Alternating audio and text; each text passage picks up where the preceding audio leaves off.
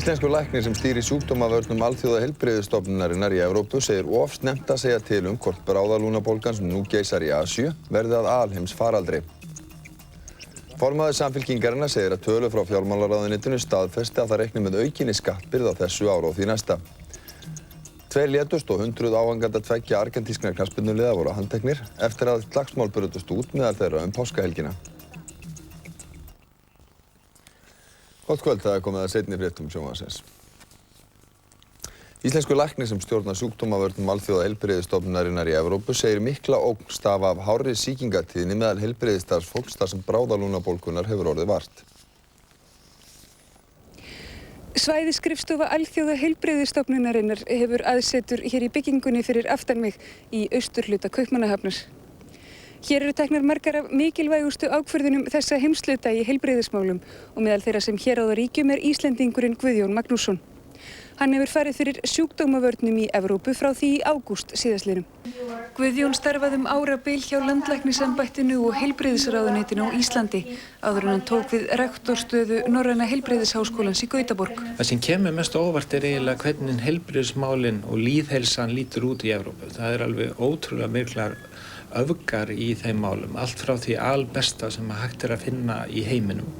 Velsæld veruleg í stórum hluta Vestur-Evrópu, en svo aftur mjög grimm fátækt víða annar staðar í Austur-Evrópu sem setur mikil svip á lýðheilsuna.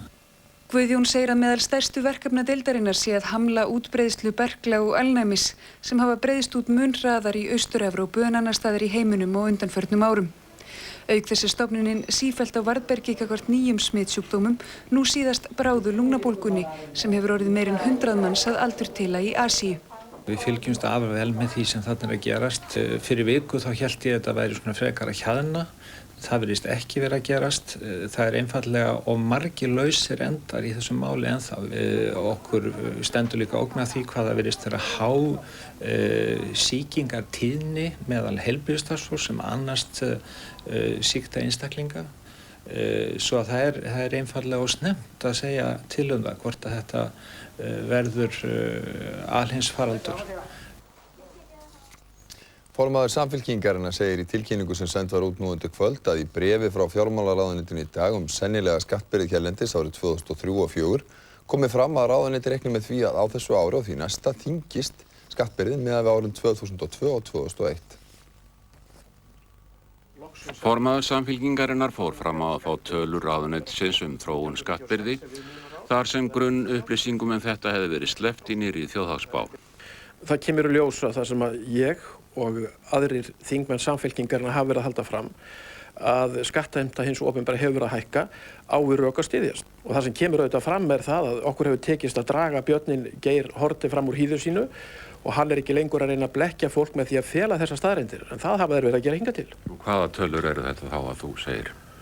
Já, það kemur fram að á þessu ári þá verður skattheimtan hærri, hún verður 38,5% sem hærra heldur en í fyrra, þegar var ríflega 37% sem hlutfall af landsframleiðslu og töluvert miklu hærra heldur en þegar að þessir herramenn tóku við árið 1995 þegar hún var rétt ríflega 33%.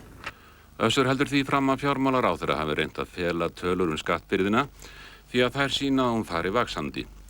Hann segir ennfremur að sjálfsagt sé að birta tölur sem þessar. Til þess að skattborgararnir geti sjálfur dæmt það hvor hefur rétt fyrir sér, Samfylkingin eða Sjálfstæðisflokkurinn. Og meðan að þessir útreikningar voru á hendi þjóðhagsstofnunar sem að forsætisráðherra lagði niður í bræðiskasti, að þá fylgdu þessar töflur á sjálfsögðu. Það voru menn ekki svona feluleik sem stappar nærri því að vera blekkingar iðja. Ekki náðist í Geir Haarde fjármálaráðherra vegna þessa nú í kvöld. Frjálslyndi flokkurinn þriðji stærsti stjórnmálaflokkurinn í landinu og bæti við sig fylgi í nýjustu könnun Fréttablaðsins sem framkvæmt var á laugardaginn. Sjálfstæðisflokkur og Samfylkingin tapa fylgi og ríkisstjórnin fellur samkvæmt þessum niðurstöðum. Úrtakið var 1200 manns og var hlutfall jafnt á milli kynja og kjördæma eftir fjölda kjósenda. Svar hlutfall í könnuninni ekki gefið upp en tekið fram að 26,2% séu óákveðnir eða neiti að svara. Sjálfstæðisflokkurinn tapar 3,8% frá því í skoðanakönnun Fréttablaðsins fyrir viku og mælist fylgi hans nú 35 af 100. Samfylkingin tapar 2% og fylgi flokksins nú rúmlega 29%. Vinstri grænir bæta við sig, flokkurinn mældist með 7,4% fyrir viku en 9,5% nú. Framsóknarflokkurinn fer úr tæplega 9% í 11,8% sem mesta aukningin tæplega 3% stig. Frjálslyndi flokkurinn samkvæmt könnuninni þriðji stærsti flokkurinn í landinu og fylgi hans tæplega 13% en mældist 10,5% fyrir viku. Samkvæmt þessum niðurstöðum fengi sjálfstæðisflokkurinn 23 þingmenn ef kosið væri nú, Samfylkingin 19, Frjálslyndir 8, Framsóknarflokkurinn 7 og Vinstri grænir 6. Félagsmálaráðuneytið hefur fyrir hönd fjölskylduráðs skrifað undir samning við Rannsóknarstofnun Háskólans á Akureyri gerð svonefndrar fjölskylduvogar. Þessari vogar ætlaði að vera safn lykiltalna, nokkurs konar vísitala fjölskyldumála í landinu. Skrifað var í dag undir fyrsta áfanga þessa verkefnis. Hérlendis upplýsingar lífsskilyrði fólks, aðstæður þess og ýmislegt sem tengist velferð af skornum skammti. Fjölskylduvogin ætlað að bæta forsendur opinbera aðila til að styrkja fjölskyldur í landinu. Hugmyndin með þessu sú að hafa á einum stað aðgengilegar upplýsingar það hver þróunin á hverjum tíma. Ekki einungis þetta gagnlegt fyrir landstjórnina og innan almennu umræðu heldur getur þetta líka gagnast einstökum sveitarfélögum. Ýmsar þeirra upplýsingar sem hér ræðir eru þó þegar tiltækar þótt annarra þurfi að afla. Þetta auðvitað spurningin það að stilla þeim upp saman í eitt mælitæki. Ýmislegt í þessu verkefni verður litið til reynslunnar og slíku annar staðar. Svíar hafa verið í nokkur ár með þetta sem þeir kalla velferðarreikningsskil. Það í raun og veru mjög svipaður hlutur og við munum líta mjög til vinnu þeirra við þessar hluti. Greta segir þetta verkefni hafa mikið gildi fyrir Háskólann á Akureyri sem raunar hafi fyrr unnið að málefnum sem varði sveitarfélögin. Við erum svona ekki alveg nýir í þessu og erum fullir áhuga. Ætlunin að vinna við þetta verkefni í heild sinni verða fullu lokið á næsta ári. Eldri borgarar í Borgarfirði sitja ekki með hendur í skauti þessa dagana útdeila þeir minningarbrotum þjóðlíf fyrri tíma og þar kennir ýmissa grasa. Sýningin sem ber yfirskriftina Munir, myndir og minningar var opnuð í Hótel Reykholti á skírdag og stendur til 27. apríl.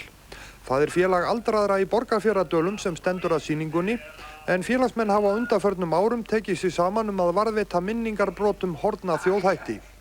Á sýningunni meðal annars að finna ýmis áhöld og verkfæri til heyskapar og jarðyrkju, reiðtígi og ýmsa nytjahluti úr búri, eldhúsi og baðstofu. Þá má nefna ýmiss konar handavinnu frá fyrri tíð og ekki síður nýlegt handverk eftir eldri borgara í Borgarfirði. Flesta sýningadagana boðið upp á dagskrá þar sem að yngsta kynslóðin leggur þeim eldri lið með ljóðalestri en gamalreyndir leikarar úr héraðinu leiklesa brot úr þekktum verkum sem sýnt hafa verið í Borgarfirði á undanförnum áratugum.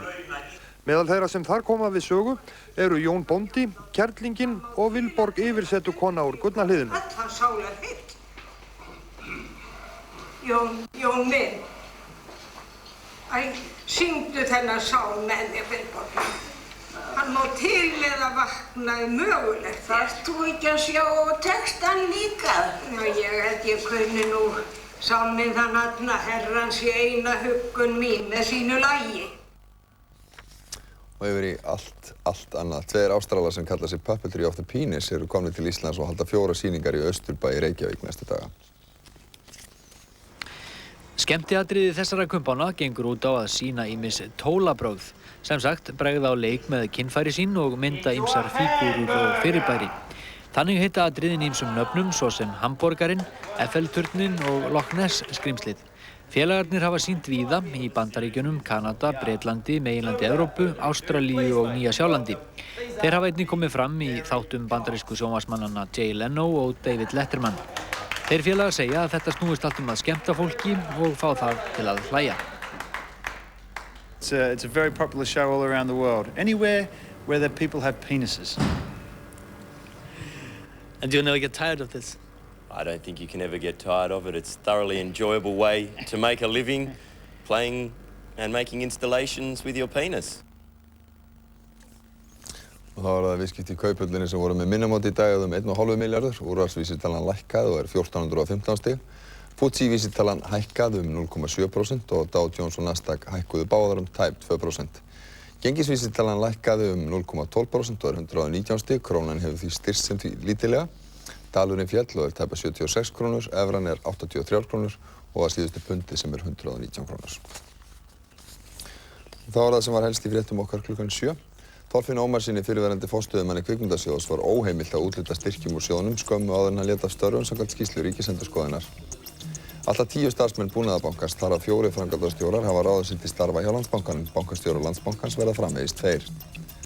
Auknar ráðstafanir eru nú gerðar víða heim, þar á meðal hérlendis, til að hindra útbreiðslu bráðalúnabólgunnar.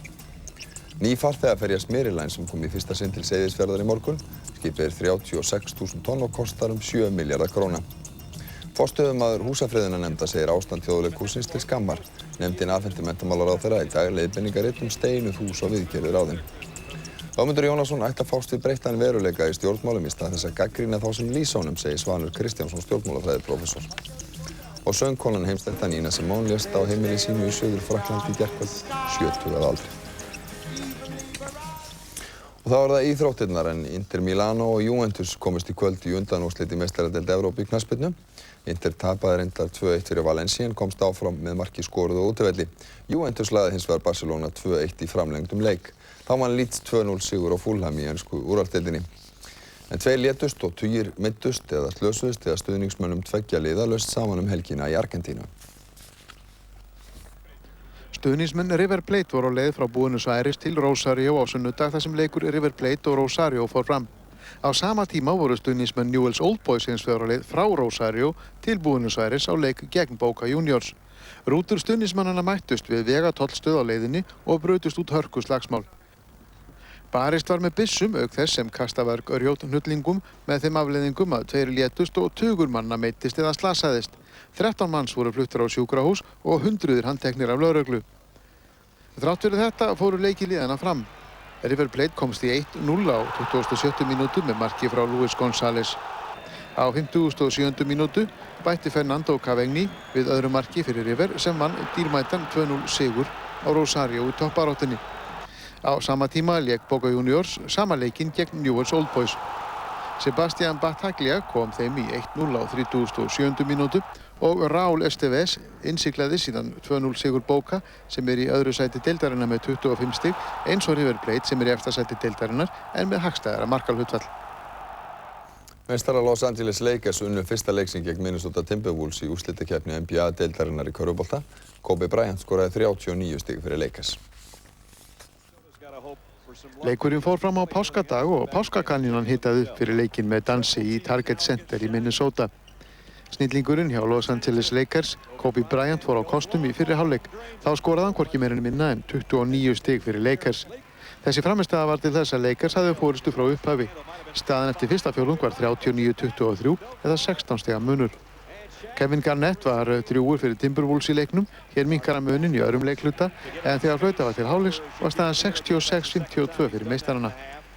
Minnesota náði að minnka muninn í 8 stig, 68-60 í þriðja leikluta með körfu frá Joe Smith en tröllið Shaquille O'Neal jók muninn skömmu síðar í 10 stig, 72-62. Í kjölfarið minnkaði Garnett muninn í 7 stig en Kobe Bryant tók við sér í fjórða leikluta og hér kemur hann Lakers í 96-79. Eftir það var aldrei spurning hvort liðið færi með sigur á hólmi. Lokatölur voru 117-98 fyrir Lakers. Kobe Bryant skoraði 39 stig fyrir Lakers og Shaquille O'Neal 32. Annar leikur þessara liða fer fram á sama stað í nótt.